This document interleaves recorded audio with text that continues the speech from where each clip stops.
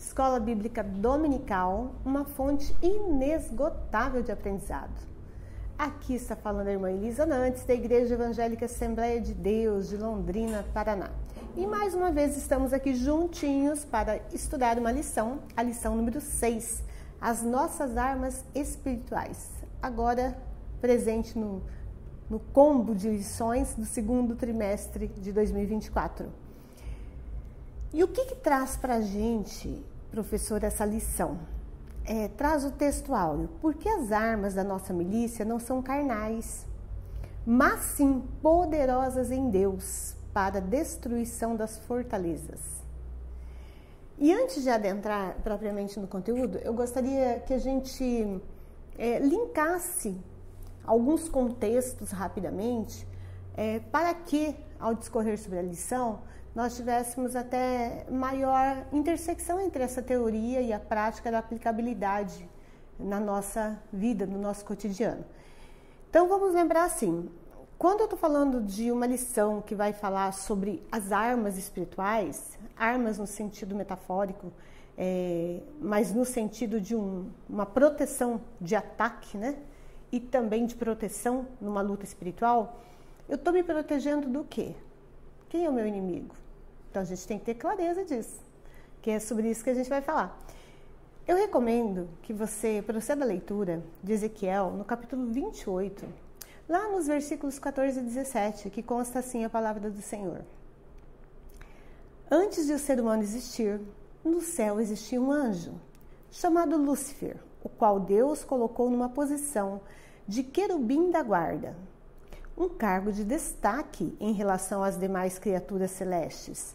Lúcifer era perfeito, sábio, belo e formoso, de vívido resplendor e reluzes. Então nós temos aqui alguém que estava no céu juntamente com Deus e que até aquele momento ele tinha uma conduta adequada. A partir do momento que Lúcifer se corrompe querendo ser igual a Deus, promovendo uma rebelião contra Deus, é o que nós temos aquilo que está presente na palavra de Isaías. Lá em Isaías, no capítulo 14, nos versículos 12 a 15, que diz: Como você caiu dos céus, ó estrela da manhã, filho da alvorada! Como foi atirado à terra, você que derrubava as nações, você que dizia no seu coração. Aí agora você começa a conhecer o que tinha no coração de Lúcifer, que não são coisas diferentes, que também nos derrubam, nos prejudicam quando isso entra no nosso coração.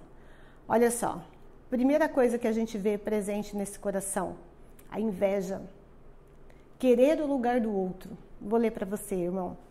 Subirei aos céus, erguerei o meu trono acima das estrelas de Deus, me assentarei no monte da Assembleia, no ponto mais elevado do Monte Santo, subirei mais alto que as mais alvas nuvens. Serei como o Altíssimo, olha a inveja. Mas às profundezas do Sheol você será levado, irá para o fundo do abismo. Ou seja, Isaías retratando essa questão da inveja, de querer o lugar do outro e principalmente do juízo de Deus, retirando Lúcifer daquele lugar e o expulsando. Muito bem, então se eu vou falar sobre armas, se eu vou falar sobre luta, se eu tenho alguém que é meu inimigo, e eu preciso também saber, afinal de contas, aqui no nosso contexto, qual é a ação, o papel desse meu inimigo. E isso se faz presente lá na missão do diabo em João 10:10, que o Senhor nos coloca duas coisas importantes. Quais são as ações dele, para que ele veio e quem é o Senhor e a diferença entre ambos. Acompanhe comigo, professor. O ladrão não vem senão a roubar, a matar e a destruir. Então o que o diabo faz? Ele destrói sonhos, ele destrói projetos, ele destrói o projeto de Deus que é a família, ele destrói o nosso equilíbrio emocional, ele destrói nos deixando aflitos, achando que aquele problema não tem jeito, não tem solução, tentando fazer com que eu e você esqueçamos, primeiro, a alegria do Senhor é a nossa força. E o segundo é essa parte aqui, que nós vamos dar continuidade à leitura, de João 10:10, que diz assim, ó. E o papel de Deus, no mesmo versículo, e eu vim para que tenham vida, vida em abundância. Quem é o meu Senhor que diferencia do meu inimigo? O meu Senhor, eu sou o bom pastor. O bom pastor dá vida pelas ovelhas. Veja, é aquele bom pastor que nos comprou com preço de sangue naquela cruz, dando a vida por nós. Se somos o Senhor, estamos de um lado do exército. Se temos alguém que luta para roubar, matar e destruir o povo de Deus, ele, o diabo, é o nosso inimigo. Por isso que a lição vai trazer para a gente aqui que essa luta, ela não é contra o meu irmão, é uma luta espiritual. Tanto é que ocorre uma luta espiritual nessa dimensão que muitas vezes eu penso só que tem um único céu, esse primeiro céu, quando na verdade são três, como nós veremos, que nós temos o registro de Daniel 10:13, que mostra aquela visão de Daniel na beira do rio Tigre, quando houve sim, ó, primeira palavra de Deus, Daniel, Deus o ama muito e ele me mandou falar com você. Fique de pé e preste atenção no que eu vou dizer. Não fique com medo, Daniel, pois Deus ouviu a sua oração desde a primeira vez que você se humilhou na presença dele a fim de ganhar sabedoria. Eu vim em resposta à oração. Um Deus que ouve uma oração, um Deus que responde à oração. Como esse anjo veio? Presta atenção. O anjo protetor do reino da Pérsia lutou contra mim durante 21 dias. Mas Miguel, um dos anjos-chefes, veio me ajudar, pois eu estava lutando sozinho contra o rei das Pérsia. Agora, eu vim explicar a você o que vai acontecer com o seu povo, pois essa visão é a respeito de coisas futuras. Então, irmãos, nós temos situações que nós temos sim que lutar contra o inimigo. Quem é esse inimigo? É o diabo. E há situações e há bênçãos que, inclusive, para chegarem até nós, vão requerer o que diz nessa lição de nossas armas. Palavras de Deus, jejum e oração. Porque eu tenho esse céu aqui cósmico. Vamos falar do primeiro, né? Esse nosso céu atmosférico azul, cheio de nuvens, que às vezes a gente até vê um bichinho, parece um avião, parece tal coisa. Nós temos o meu céu cósmico do universo. E nós temos, sim, esse céu, o terceiro céu da morada de Deus, que você encontra, inclusive, em 1 Coríntios 12, no 13, quando Paulo cita que foi elevado, ele foi até esse terceiro céu. Então, essa lição vai falar pra gente que nós vamos passar e passamos por batalhas espirituais, mas que nós temos armas poderosas que Cristo Jesus deixou para mim e para você. E dentre essas armas poderosas que nós temos, vai falar da leitura bíblica em classe, em Lucas, que está presente aí na lição, situações mostrando os exemplos de Jesus, que eu vou destacar algumas. Primeiro, a situação que Jesus é tentado, quando? Quando ele é levado, conduzido ao deserto, e numa situação de tentação, a gente vê ele recorrendo ao jejum. Então, Jesus é tentado, é levado ao deserto, recorre ao jejum e à oração. E, mais uma vez, nós vemos uma ação aqui que é muito comum do diabo, quando eu falo roubar, matar e destruir. Ele tentando enganar, né? Ah, você não está com fome? Ah, transforma essas pedras em pães, tal. Ou seja, e Deus rebate, Jesus ali naquele momento rebate com a palavra de Deus. Nem só de pão o homem viverá. Então você veja a palavra de Deus sendo ali usada como uma arma poderosa contra esse inimigo. É interessante também na leitura bíblica em classe, quando fala que Jesus, ele foi criado na sinagoga e ele está... nessa sinagoga pegando o livro da lei e fazendo a leitura desse livro. E muitas vezes as pessoas não prestam atenção num excerto, duas palavras, mas exatamente conforme seu costume. Ou seja, ele já frequentava a sinagoga, ele já fazia isso como uma rotina na vida dele. E ele ousa ler o livro do profeta Isaías, justamente para nos mostrar o quê? Qual é a missão dele neste mundo. Então, ressalte essa parte aqui da lição, professor, porque ele vai ler esse trecho e vai dizer o quê? Que o Espírito do Senhor estava sobre ele. Para quê? Olha aqui, mais uma vez no sentido de libertação, de cura, de transformação, para evangelizar os pobres, libertar os cativos, dar vistas aos cegos, libertar os oprimidos e anunciar o dia aceitável do Senhor. Então nós temos aqui um inimigo que quer roubar, matar e destruir, e nós temos um Senhor, que é o nosso Senhor e Salvador Jesus, que entra com um processo de cura, de libertação, de salvação, de transformação na nossa vida.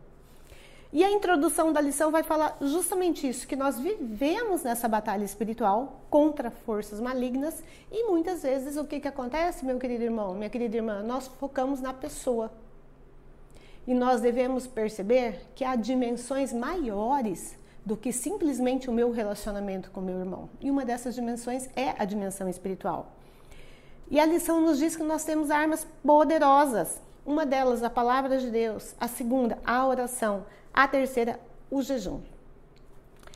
E entrando no item 1, que fala sobre as armas do crente, eu tentei até ressignificar essa leitura para ficar mais didático para nós as compreendermos, essas armas, para entendê-las adequadamente. Primeiro, vamos definir o sentido metafórico dessas armas, né, que elas são utilizadas. Então, na Bíblia, traz o contexto de batalhas espirituais. E vai trazer também para a gente o contexto que essas batalhas, por serem espirituais, não são armas físicas.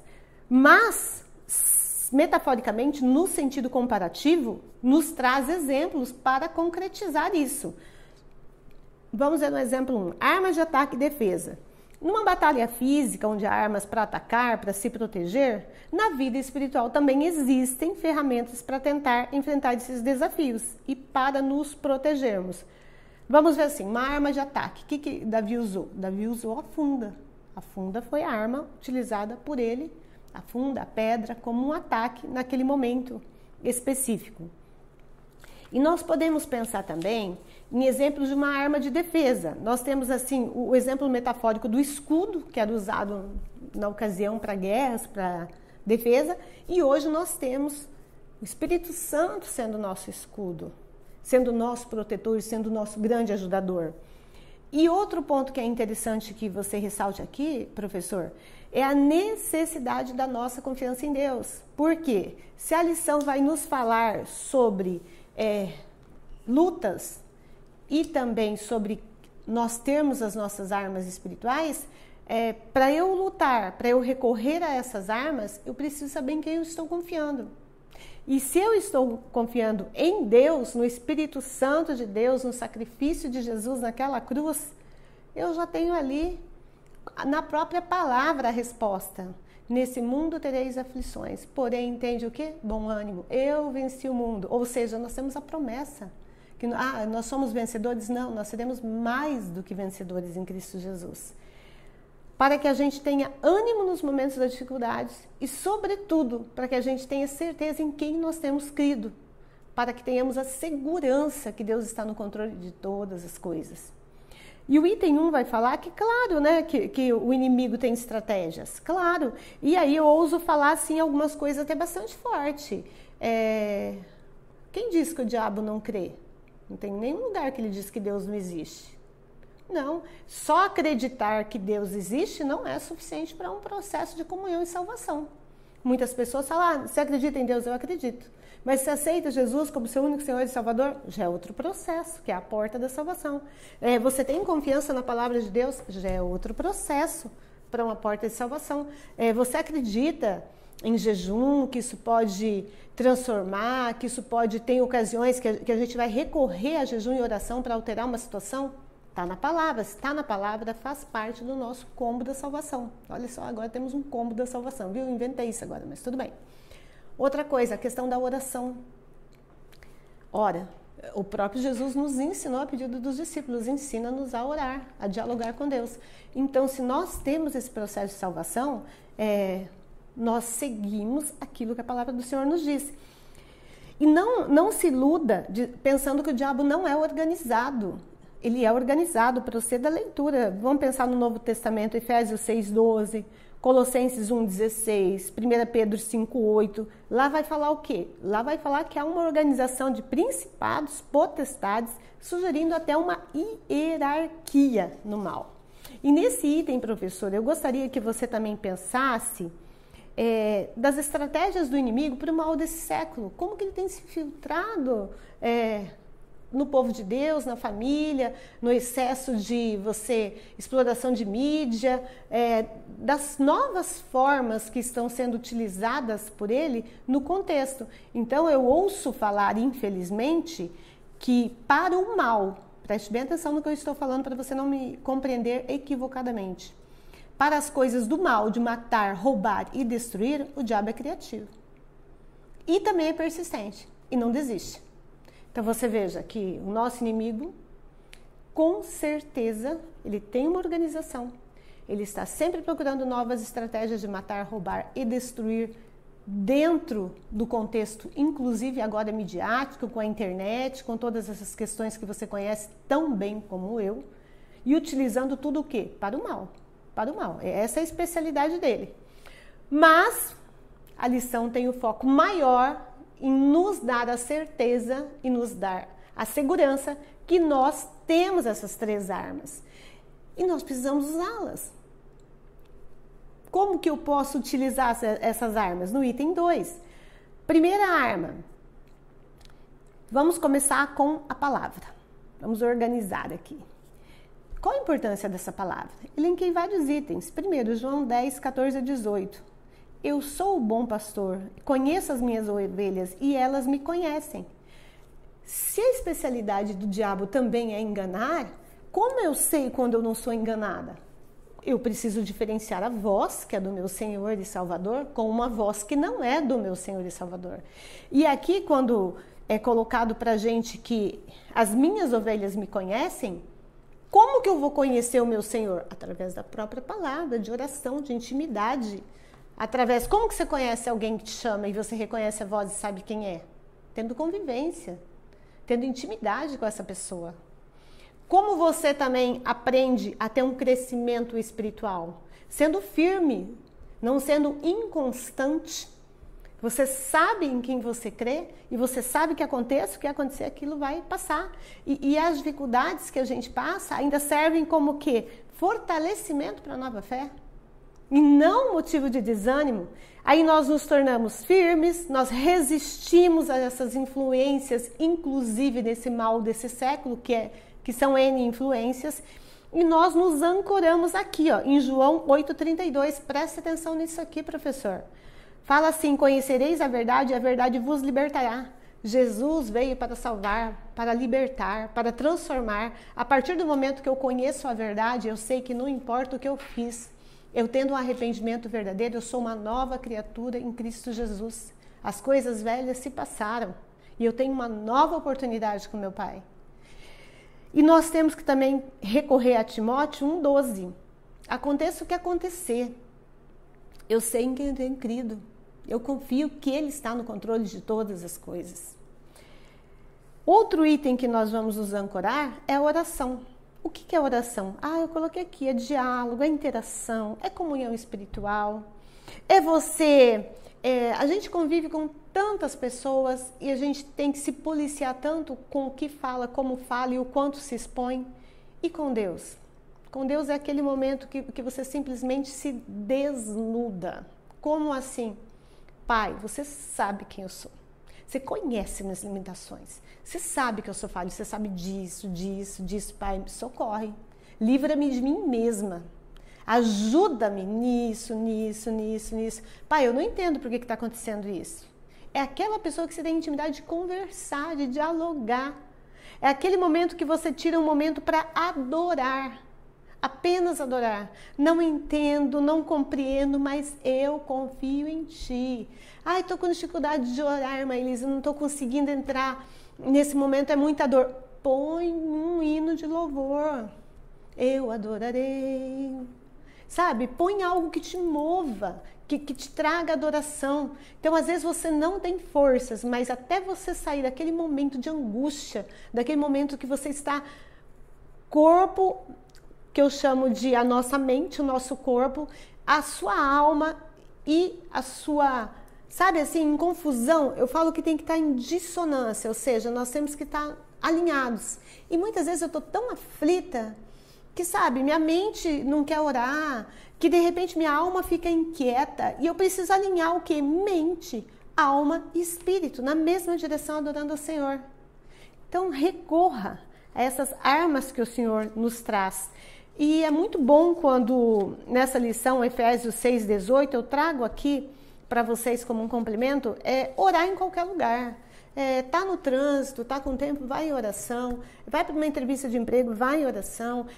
Vai para o seu trabalho, vai em oração. Dá bom dia para o Espírito Santo, abre a porta para ele, dialoga com ele, sabe? Mantenha essa comunhão. E claro que o item jejum, ele também precisa se fazer presente. Por que eu digo isso para vocês? Olha, recorre lá, professor, lembra? De Mateus 17, lá no 21, onde tem aquela cura do jovem possesso. O que diz? Mas esta casta de demônios não se expulsa, senão a força de oração e jejum. Então, olha, nós precisamos ter a prática do jejum. E tudo é uma prática. Você não cumpre horário no trabalho? Você não tem coisas que você já sabe se está chovendo, você vai fazer? É tudo uma prática, é uma questão de organização. Organização do seu tempo de oração, da sua campanha de oração, organização do seu estudo da palavra, organização do seu jejum. E aí, claro, que quando a gente fala em jejum, eu fiz até um pequeno levantamento do que eu fui lembrando, sempre a gente vai fazer tudo como pode. Deus não vai te pedir algo que faça mal para a sua saúde, que você não pode. Mas, consegue fazer um jejum de alimentos total? Faça, consegue um dia, meio-dia, como você puder fazer. Eu vou conseguir parcial. Comece com parcial, se abstenha de carne, mas toma um suco, alguma coisa assim. Eu vou fazer um jejum de prazeres mundanos. Eu sou viciado em tal coisa, eu preciso me libertar disso, eu não vou ficar nesse WhatsApp se tanto assim, não vou ficar em tal coisa se tanto assim. Faça disso. Eu vou fazer um jejum de mídias sociais. Olha só, passar o dia, preciso estudar, tenho tanta coisa para fazer e fica lá o tempo passando e a mídia social roubando o seu tempo.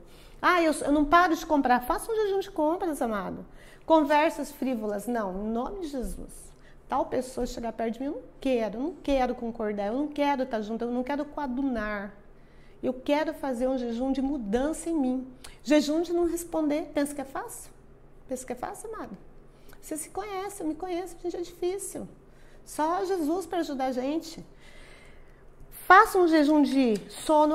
Tal horário, eu vou despertar esse celular, eu vou ajoelhar, eu vou me dedicar, eu vou fazer tal coisa. De conforto, muitas vezes, de lazer, sabe? Tudo na vida a gente tem que plantar, regar para colher.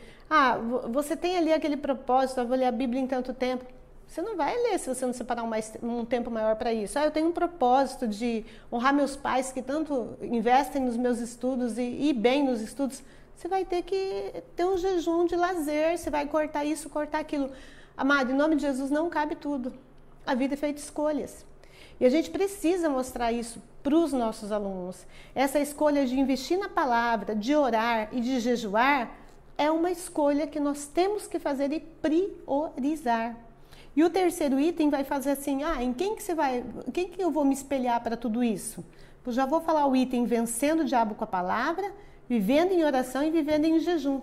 Nós vamos nos espelhar sim em Jesus, que esteve aqui como homem com as mesmas dores que eu e você e venceu.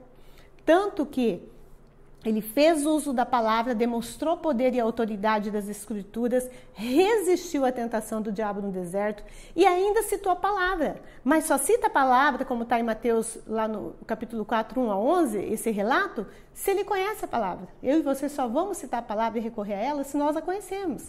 Jesus tinha uma vida de oração. Temos o registro dele se retirando para lugares isolados, buscando comunhão com o Pai, fortalecimento espiritual. Ele ensinando para a gente a importância dessa oração, se dedicando, inclusive, a ela. Vamos dar pelo menos umas 2 referências. Tenta ler com os alunos Lucas 5,16, Lucas 6,12, tem outras, mas já dá para compreender. Jesus dando exemplo da prática de jejum, jejuando, gente, jejuou 40 dias no deserto. Olha, tem situações que a gente vai começar, que são desafios, que a gente tem que também pagar o preço de um jejum para começar, para Deus nos preparar. E vou acrescentar coisas que aqui não estão, mas que me interessam porque são frutos dessa comunhão dele com a palavra, com a oração e com o jejum. Por exemplo, a submissão à vontade do Pai. A gente só se submete à vontade de Deus primeiro quando você tem comunhão com Deus, quando você conhece a palavra de Deus, quando você confia, quando você ora. E há uma submissão de Jesus que nossa, gente, não é fácil não, viu? Tá lá em Lucas 22:42. Pai, se queres, passa de mim esse cálice. Todavia, todavia, respeitando o Pai, hein? Não se faça a minha vontade, mas a tua. Mas ele não sofreu? Sofreu. Mas não foi difícil para ele? Foi. Mesmo assim, ele confiou. Tanto que morreu, ressuscitou, venceu a morte. O véu do templo se rasgou. E graças a isso, eu e você temos aqui amplo acesso ao plano de salvação. Outra coisa que Jesus mostrava, fruto de jejum, oração e da palavra, amor e compaixão pelo outro. A dor do outro era considerada a dor dele. E cada vez mais nós estamos dentro desse Deus, desse século, como se nós estivéssemos anestesiados, indiferentes. Ou seja, cada vez mais nós temos que cuidar para a gente não se afastar do nosso verdadeiro propósito. Outro e último item que eu falo antes das considerações finais que Jesus tinha, que nós precisamos ter, é humildade e perdão. Ele perdoava, ele era humilde. Ele não se preocupava em momento algum em ter glória deste mundo. Ele tinha certeza que eu e você estamos aqui de passagem. A nossa casa não é aqui. Nós não estamos aqui para ficar neste mundo. Nós estamos passando por este mundo. Nós estaremos no céu. Nos céus no plural, no terceiro céu, juntamente com Cristo Jesus. E a conclusão nos traz que diante das estratégias ardilosas e das investidas do nosso inimigo, o que nós precisamos fazer? Usar as armas espirituais. Quais são elas? Palavra, oração e jejum. E por fim, que possamos nos inspirar na vida, nos ensinamentos de Jesus, vivendo em total submissão à vontade do Pai, demonstrando amor, compaixão, humildade em todas as nossas ações.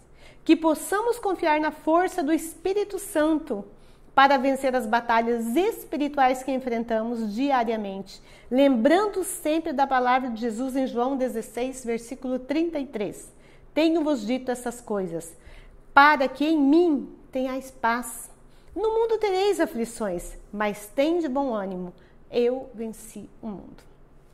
Amado professor, amada professora, que o Espírito Santo nos capacite cada vez mais, nos dê ânimo, força, coragem, para eu e você sermos mais que vencedores em Cristo Jesus. Até o nosso próximo encontro.